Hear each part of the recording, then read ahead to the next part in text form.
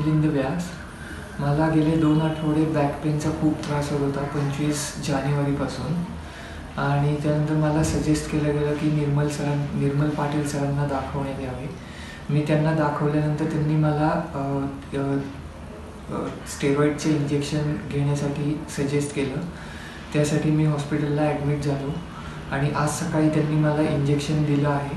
त्यानंतर म्हणजे पहिले जे माझे पेन्स होते त्याच्यामध्ये ऑलमोस्ट 90 to 99% मला त्याच्यामुळं आराम मिळाला आहे आता.